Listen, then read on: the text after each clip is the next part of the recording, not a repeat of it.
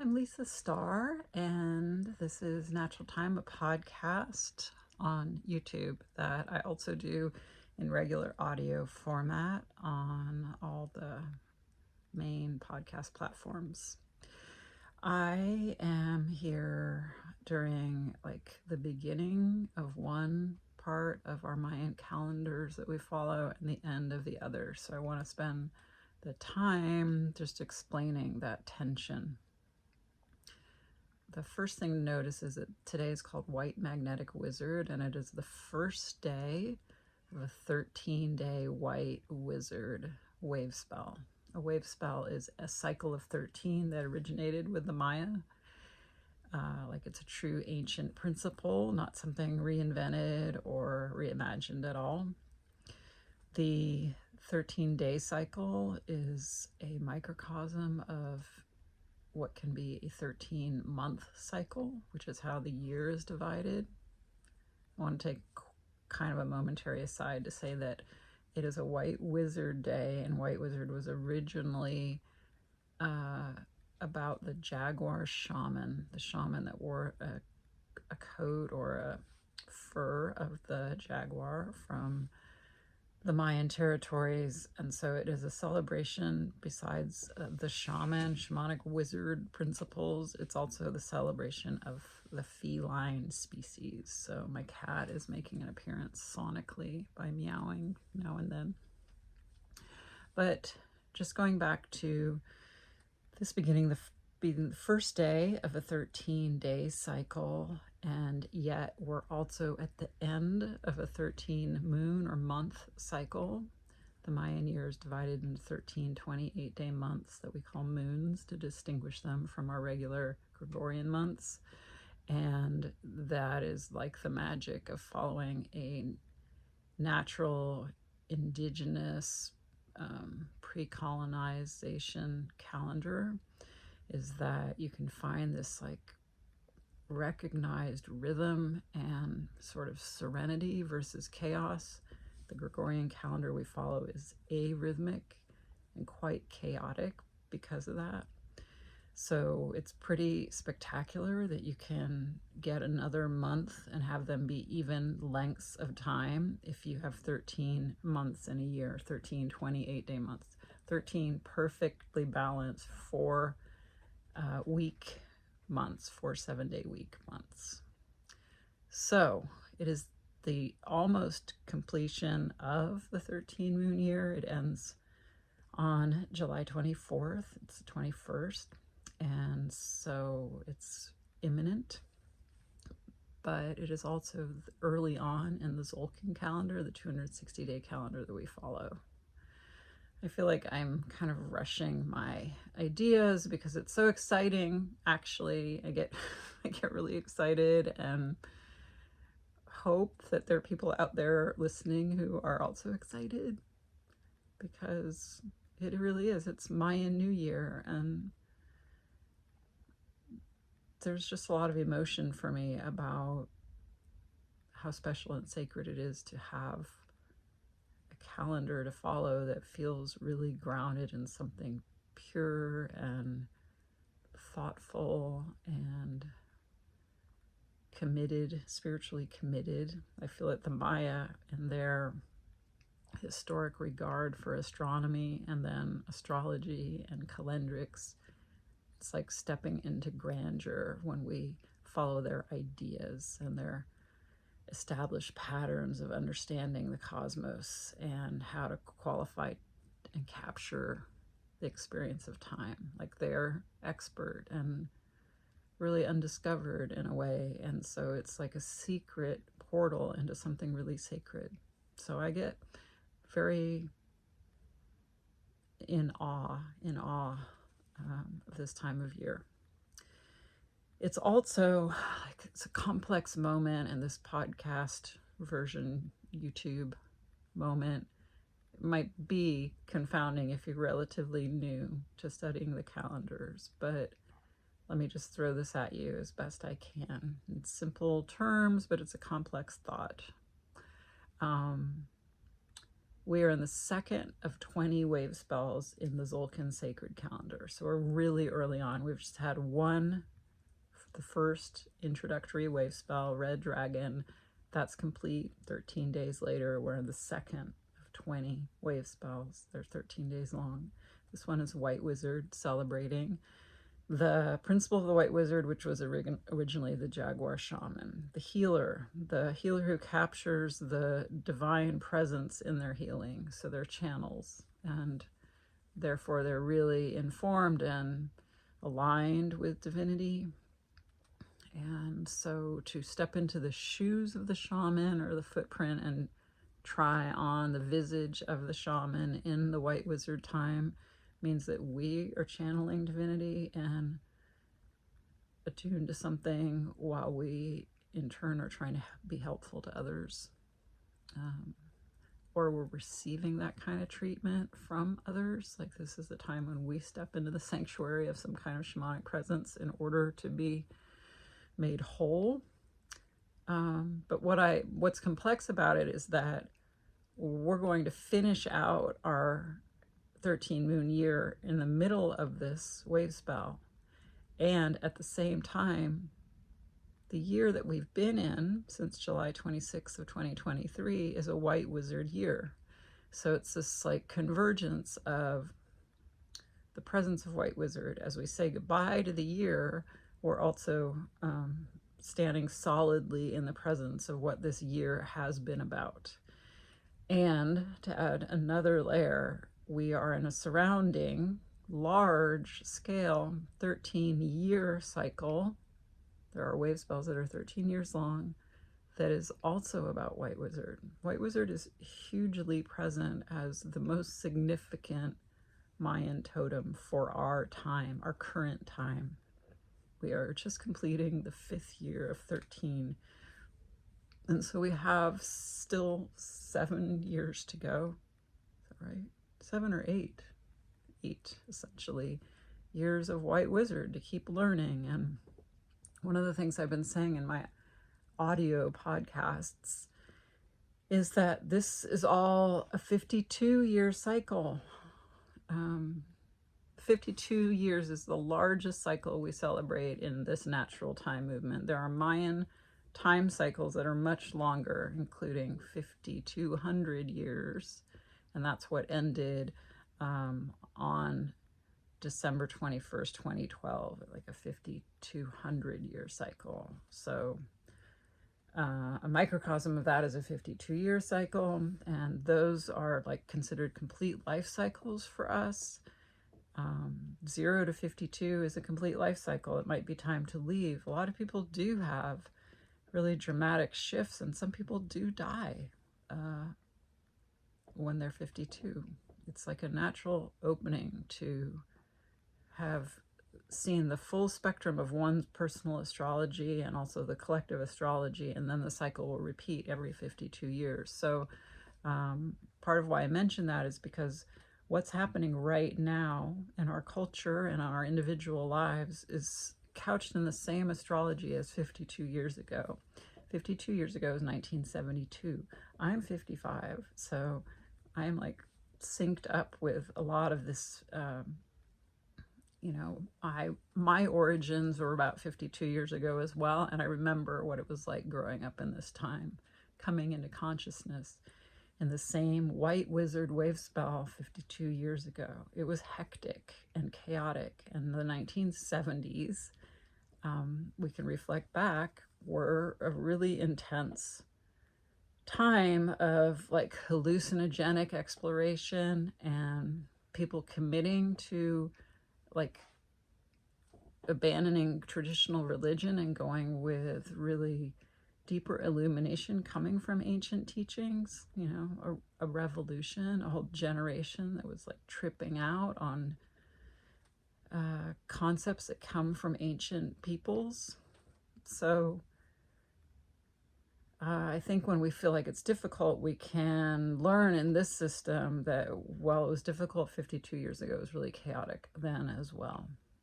So remember, I said this was like a complex layering, and I'll kind of go over it in like I'll go backwards and touch on what I've just said. Radiating out on the end of like our whole conceptual circle of what natural time calendars are is a 52-year cycle, and this is the same time frame astrologically as 52 years ago, and we can see the parallels, and that's interesting to me. And that right now we're deep in the heart of a 13-year cycle, just as we were 52 years ago, that reflects the white wizard tribe. And that white wizard is a anglicization or a sort of fantasy version of referencing the role of a shaman in indigenous Mayan tribe. And that we've been specifically within the 13-year white wizard cycle, we've been in a 1-year white wizard experience that started last July 26th. It's been white overtone wizard, and we only have a few more days until the year changes from white overtone wizard, the 5th year of 13, to blue rhythmic storm, the 6th year. That will happen between this YouTube podcast and the next one. We'll change years. So we're leaving white wizard behind in the kind of tight annual visitation that comes every 4 years, and we're shifting to blue storm, a kind of year that also occurs every 4 years and is always during the American elections. We always have elections in the blue storm year. So we're kind of ending our white wizard year, but we're also simultaneously starting a white wizard 13-day wave spell. So I think I've gone forward and backward with this whole white wizard display.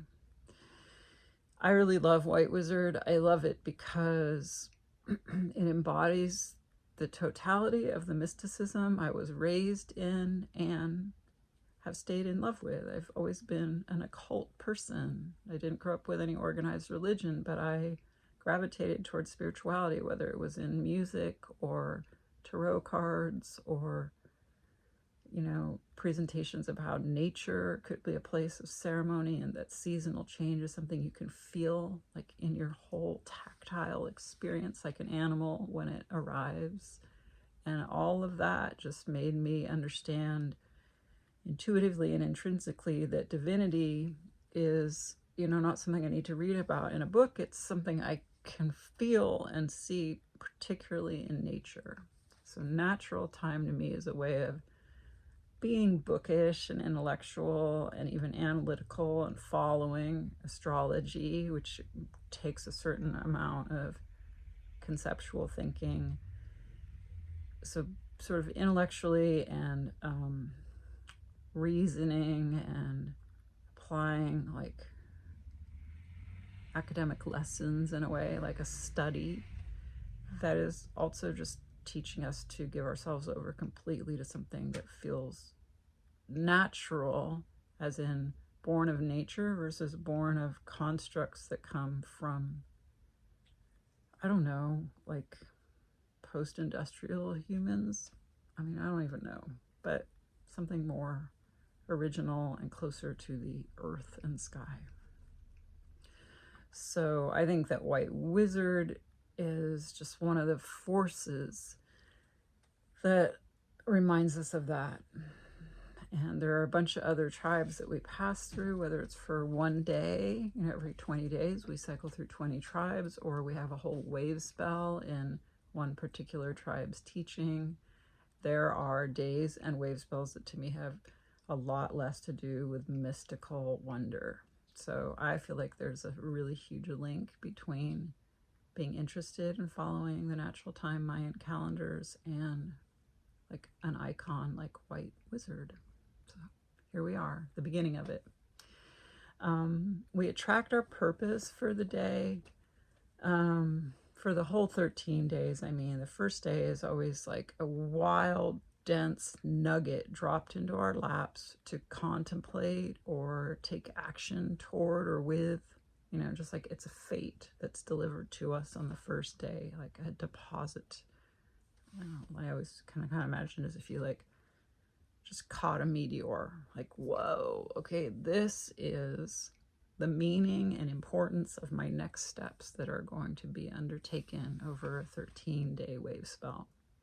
We don't start wave spells or Mayan New Year's with like, okay, well, these are my goals and this is what I've really been wanting to see myself accomplish. So now is the time to do it. Like if you're a regular listener to me, you know, I sort of position myself as really anti-intention. There is a time for intention in the natural time cycles, but it isn't the beginning point of our wave spell journey.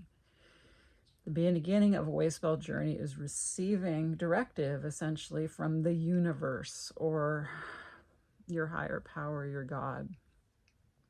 Just like watching and going, well, what is my purpose? That is the question of the first day or moon or year of a cycle of 13 of wave spell. What is my purpose? And again, it's not what is my purpose and you write down my purpose is, as if we were going to choose that from, our own set of desires and goals. All of the questions and all the days that pass are really about conversations with something divine. So what is my purpose is something you're asking your Godhead. And you don't even have to have the conversation directly if you don't really think linearly that way about the divine realm. You can just be like, what is my purpose? It's an abstract opening. And it isn't like, what is my purpose, pointing at someone you imagine in the sky, but like, what is my purpose? And then open your eyes and notice what comes. We're going to talk about this more when we have the magnetic moon starting our new year days from now. But right now we're on the first day of 13. And what is my purpose? Like, you just like look around and see what's happening. It's good when it's one day because you can stay awake the whole day and you can get a quick answer. What is my purpose is defined essentially in what happens on the first day of 13. And then the second day, I think we're still learning about our purpose because within our purpose is a challenge, something difficult, something that isn't integrated yet, something that sticks out as an obstacle, something we need to learn more about or become brave enough to face. So on the second day or second moon, second year, the lunar one, we are still wrestling. Like, I have a purpose, but it also has this challenge, and I need to identify what the challenge is in order to start to have the power to deal with it, to have the strategy. So the first day can really show us something purposeful, but it might be convoluted. And the second day is a stage where I think it becomes more clear. Like, oh, I have a purpose, but I also have a challenge. The challenge is part of my purpose. It's within it. Sort of like half my purpose is challenge and half of my purpose is fortitude. And they're split and identified as such, and then you move forward. Even though there is a challenge, you wait and ask for help essentially on the journey through challenge. I'll keep it simple because we're just at the beginning of a cycle and I don't like rushing us through many days forward. I like to be here now. And I do want to point out that if you want to stay with the wave spells every couple of days with my guidance or information to share, then you have the opportunity to listen to the podcast throughout the week, because essentially Monday, Wednesday, and Friday I also offer insight to the Mayan astrology of the moment. So stick with it if you want to follow the wave spell sort of in a more day in and day out fashion.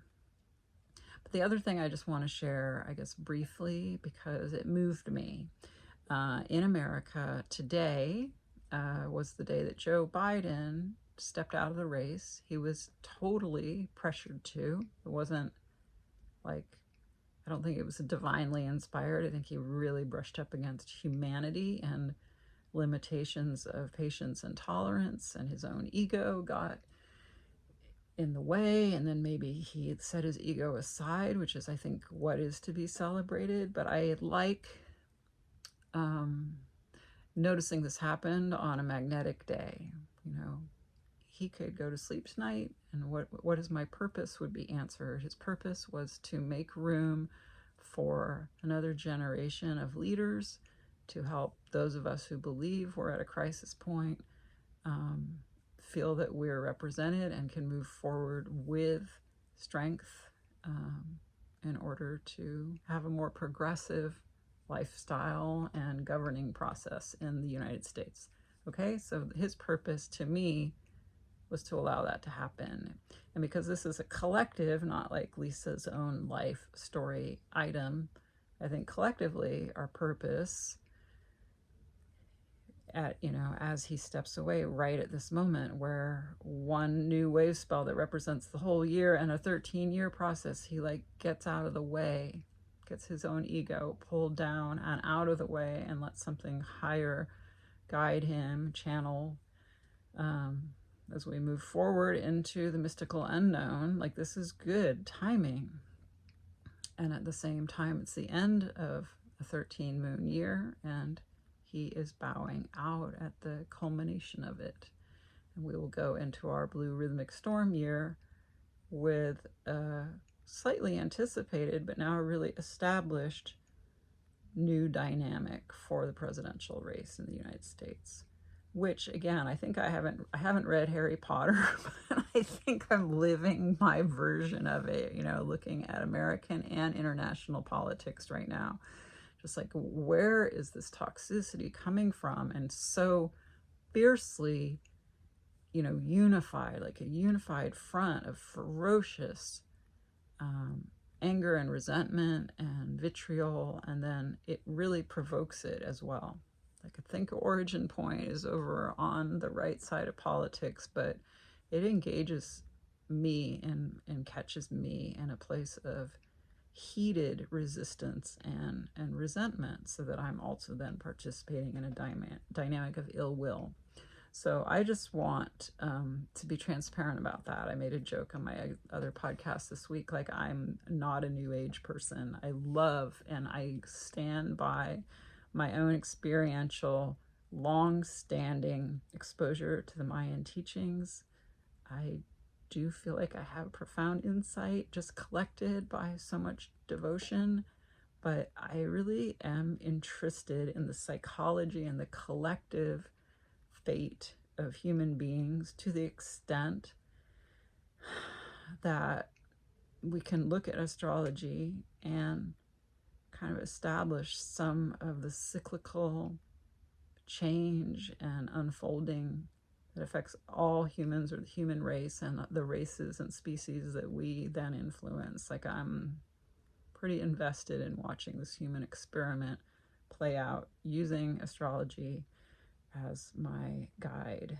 So I'm down if you are.